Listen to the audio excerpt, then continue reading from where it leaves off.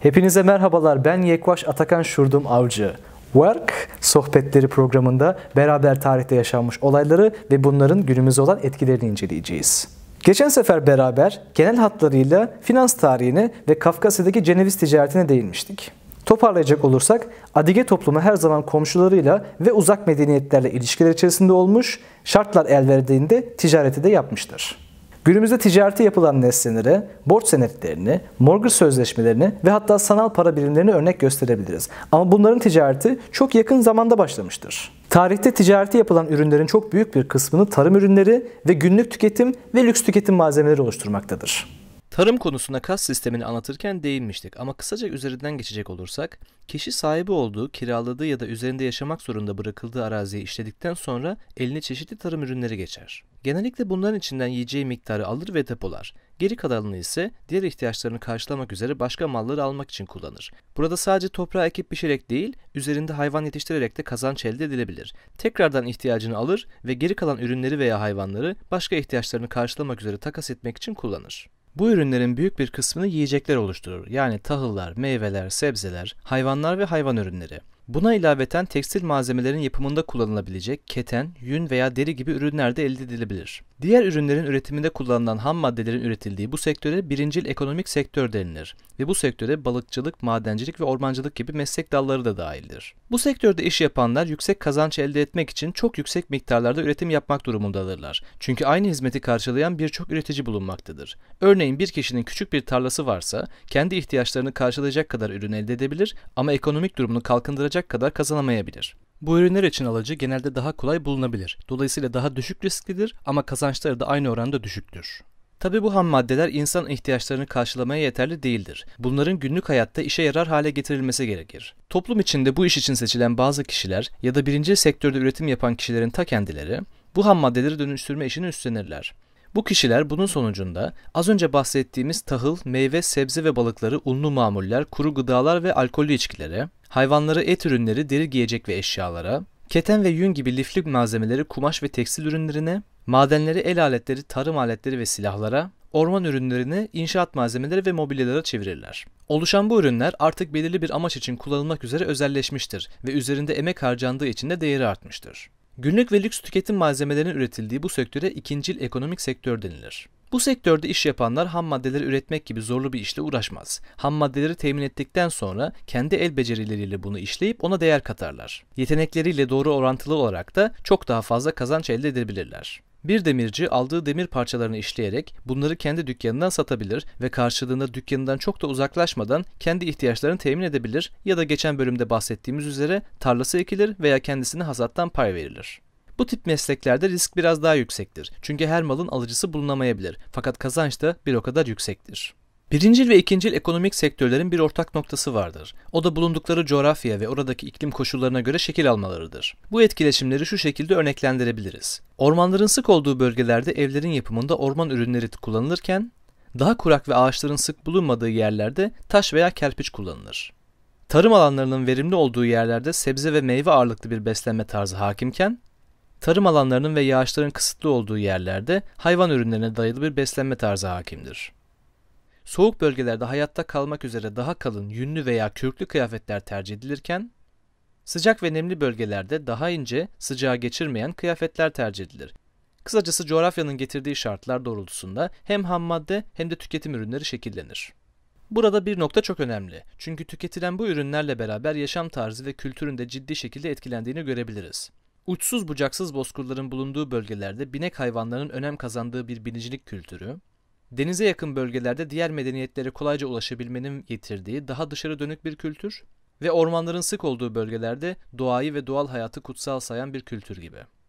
Bir bireyin üzerindeki kıyafetler, kullandığı eşyalar, taşıdığı silahlar, uğraştığı meslekler büyük ölçüde bulunduğu coğrafyanın özellikleri ve bir ölçüye kadar da o coğrafyadaki siyasi durum sonucunda şekillenir. Eğer bu bölümde karşınıza bir Adige gömleğiyle çıktığımı düşünüyorsanız yanlış sayılmazsınız. Bu gömlek Çerkesya bölge şartlarına uygun olarak tasarlanmıştır. Çerkesya'da, Kafkasya'nın diğer kısımlarında ve bunlara yakın yerlerde de benzer şartlar olduğundan yine buna benzer gömlek çeşitlerini görebilmekteyiz. Eğer bu gömlek hakiki olsaydı, büyük ihtimalle elle kırkılan koyun yünlerinin yıkanması, taraklanması, erilerek iplik haline getirilmesi, bitkisel boyalarla boyanması, tezgahta dokunması, dinklenmesi ve en son biçilip dikilmesi sonucunda yapılmış olacaktı. Bütün bu işlemler ciddi tecrübe ve bilgi birikimi gerektirdiğinden genellikle bu tip üretimler yüksek maliyetlidir. Bu tip üretim oldukça fazla emek ve zaman gerektirdiğinden ortaya çıkan ürünün bu kişinin bütün ihtiyaçlarını karşılaması gerekir. Çünkü bu şartlarda büyük ihtimalle yakın zamanda aynısından başka bir tane elde edemeyecektir. Adiye gömleği üzerinden gidecek olursak, bu gömlek Kafkasya'nın soğuk ikliminden koruyacak olan yünden yapılması, kuru ve yakıcı güneşte su kaybını ve güneş yanıklarını önlemek amacıyla uzun olması, tarlada çalışırken veya çayırda giderken ot ve çıban gibi şeylerin vücutla temasını önlemek üzere dışarıdan kemerle bağlanabilir olması gibi özellikleri içinde barındırmalıdır. Tabii bu üzerindeki gömlek tarlada çalışmak üzere köylüler tarafından yapılmadı. İngiliz kumaş. Söz konusu lüks tüketim malzemeleri olunca işlevsellik yerine estetik ve süse bırakmakta, stil konusunda daha fazla çeşide rastlamaktayız. Bir gömlek şayet bir soylu tarafından giyilecekse, tarlada çalışırken yıpranma gibi bir ihtimal olmadığından dolayı üzerinde işleme, nakış veya dantel içerebilir. Büyük ihtimalle daha çok iç mekanda giyileceği için de daha ince ve yumuşak bir kumaştan yapılabilir. Aynı zamanda da soyluluğun statüsünü belirtmek amacıyla bölgede bulunan malzemeler doğrultusunda altın, gümüş veya buna benzer malzemelerden yapılan işlemeler, boncuklar veya değerli taşlar içerebilir. 18. yüzyılın sonuna doğru ise bütün ezberleri bozan yeni bir gelişme görmekteyiz. Şimdi burada gene sanayi devrimi gelecek değil mi? Bıkmadın mı sanayi devriminden ya? İnan Sikoş, eğer bu kadar önemli bir gelişme olmasaydı her bölüm üzerine basa basa söylemezdim. Öf, tamam. Devam edeyim mi? Şu senaryoyu kafanızda canlandırın. Köyde yaşayan bir üreticisiniz ve bir gün ürettiğiniz malların değeri artık 1/10 ya da 1/20'ne düşüyor. Çünkü sizin günlerce uğraşarak diktiğiniz kıyafetler artık saatler içerisinde dikilebiliyor. Haftalarca gruplar halinde sürdüğünüz toprak birkaç günde sürülebiliyor. Aylarca sürebilen ve sizin yetiştirdiğiniz dayanıklı atlara ihtiyaç duyan yolculuklar 1-2 hafta içinde bitebiliyor. Sanayi devrimi ansızın gelip bir anda her şeyi kökünden değiştirmedi tabii. 100 yıllık bir zamana yayıldı ama bu süreç oldukça sancılı geçti ve etkileri de kesin ve geri dönülmez oldu.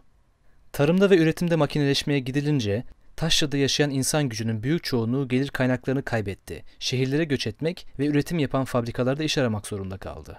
Artan üretim verimiyle beraber çok yüksek bir ham madde ihtiyacı ve bu ürünlerin pazarlanması için de pazar ihtiyacı ortaya çıktı. Eskiden Afrika ve Asya'da ticaret yolları ve egzotik mal arayışında olan bu devletler artık bu ham maddeleri üretecek koloni arayışına girdiler ve kıtalar arası devasa imparatorluklar kurdular. Aynı zamanda bu kolonileri ürettikleri malları satabilecek pazarlar haline getirdiler. Orada tüketim mallarının üretimini engellediler. Tabi ticarete açılan bu yeni pazarlar da yetmedi ve arzı dengeleyecek talebi yaratmak üzere halkları tüketime dayalı bir toplum modeline yönelttiler. Ve tekrar bu talebi karşılamak ve daha fazla mal arz etmek üzere bahsettiğimiz köylerden şehirlere göç eden kesim eskiden köyde çalıştırdığı hayvanlardan belki daha fazla çalışmaya maruz bırakıldı.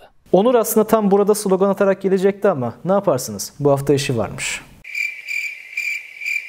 Bu anlattıklarımız sanayi devriminin insanlığın başına gelen çok büyük bir felaketmiş gibi anlaşılmasına yol açmasın lütfen. Sanayi devrimiyle beraber insanlık olarak milyonlarca yılda kat edemediğimiz mesafeyi 100 yılda kat etmiş olduk. Sorun şu ki günümüze sahip olduğumuz bu olanakların hepsinin insanlığın büyük bir kısmına ulaşması çok uzun bir zaman aldı. Sancılı bir süreç diye bahsettik ya, şöyle bir bilgiyi sizinle paylaşalım. İngiltere'de 1802'deki ve 1819'daki fabrikalar kanunuyla beraber çocukların 12 saatten fazla çalıştırılması yasaklanmıştır. Bu kanunlar etkili olamayınca 1833'teki bir kraliyet emriyle 11-18 yaşları arasındaki çocukların 12 saat, 9 ila 11 yaş arasındaki çocukların 8 saatten fazla çalıştırılması, daha küçük çocukların ise hepten çalışması yasaklanmıştır. 1847'de çıkan bir yasayla hem çocukların hem de yetişkinlerin günlük çalışma saatleri 10 saat ile sınırlandırılmıştır. Bu tip yasalardan önce çalışma saatleri 10 ila 16 saat arasında olabiliyor ve haftanın 6 günü çalışılıyordu. Hemen Batı dünyasını suçlamayınız. Çünkü bu olaylardan 200 yıl sonra bile günümüzde hala birçok gelişmiş ve gelişmemiş ülkede çocuklar güvensiz şartlarda ve düşük ücretlerde çalıştırılmaya devam ediliyor. 2 asırlık bir kalkınma açığını kapatmak için mi yoksa salt para hırsından mıdır? Orası artık sizin yorumunuz. Üretim artık çok hızlı, yüksek miktarlarda ve bazen tamamen makineler vasıtasıyla yapılabildiği için standart kalitelerde üretilmesi sebebiyle üreticiler rakiplerinin önüne geçmek için reklam, pazarlama gibi oluşumlara ağırlık vermeye başladılar. Üretim sektörüne destek olan reklamcılık, lojistik, sigortacılık ve bunlar dışında turizm gibi farklı alanlarda iş dalları hizmet sektörünü ve üçüncül ekonomik sektörü oluşturdu.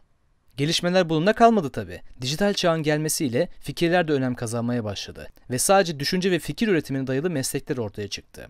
araştırma geliştirme, planlama, danışmanlık ve tasarım gibi. Bu iş dallarının dördüncül ekonomik sektörü oluşturduğu düşünülüyor ama bazen üçüncül sektöre de dahil ediliyor. Makineleşme sadece üretimde sınırlı kalmadı tabii. Ulaşım ve haberleşme sektöründe de gelişmeler yaşandı ve böylece hem mal hem de fikir alışverişinin önü açılmış oldu. Dünyanın herhangi bir yerindeki bir haber artık anında diğer insanlar tarafından duyulabiliyor, bir fikir veya icat hemen uygulamaya sokulabiliyor. Ürünlerin ve fikirlerin dünyaya bu kadar hızlı yayılması sonucunda hem kültürde hem de insan modelinde benzerlikler oldukça artmaya başladı. Çin'de üretilen pamuğu Avrupa'da üretilen tekstil boyalarıyla boyayıp Hindistan'da gömlek haline getirebiliyoruz. Belirli üretim şekillerinde artık çeşitli standartlar belirlenmiş durumda ve bunlar bölgeden bölgeye çok az farklılıklar gösteriyor. Yani dünyanın her tarafında üretilen gömlekler şekil itibariyle birbirine çok daha benzer hale geldi. Popüler kültür de size bazen böyle gelmiyor mu? Dünyanın herhangi bir yerinde üretilmiş hep bir gömlek gibi. Sade, yalın, estetikten yoksun, standart. Benzer ekonomik kaygılar, benzer yaşam tarzları, benzer tüketim malzemeleri, benzer kültürler ve en son benzer diller. Sanayi devrimi boyunca birçok koloniye sahip olan bu devletler bulundukları yerlere kendi dillerini ve kültürlerini de getirdiler. Günümüzde hala bu eski kolonilerde yaşayan halklar hala o devletlerin dillerini kullanmaktadırlar. Adigeler gibi çoğunlukla başka ülkelerde yaşayan halklar o bölgedeki insanlarla iletişime geçmek için o bölgenin dilini kullanmak zorundadırlar. Ama buna maalesef bütün dünyada geçen belli başlı dil grupları da eklenince ana dil eğitimi 3. sıraya hatta bazen daha da geriye atılmaktadır. Şöyle düşünün, aslında insanların çoğu birbirinden ayırt edilemezler. Çünkü çok benzer özellikler barındırırlar. Ben bir gen mühendisi olarak söyleyebilirim ki insanların DNA'sının %99'dan fazlası birbirinin aynısıdır. Bu benzerliklere ortak düşünce tarzı, benzer ekonomik kaygılar, ortak yaşam tarzı, benzer tüketim malzemeleri de eklenince bizi birbirimizden ayıran şeyler neredeyse yok gibidir. Peki ortak dil de buna eklenirse o zaman Adige'yi, Abazı'yı, Çeçen'i, Asetini, Dağıstanlı'yı, Türk'ü, Arap'ı, Avrupalıyı, Asyalı'yı, Afrikalıyı birbirinden ayıran ne kalır ki? O zaman bir dahaki bölümde bizi biz yapan şeylerden konuşalım.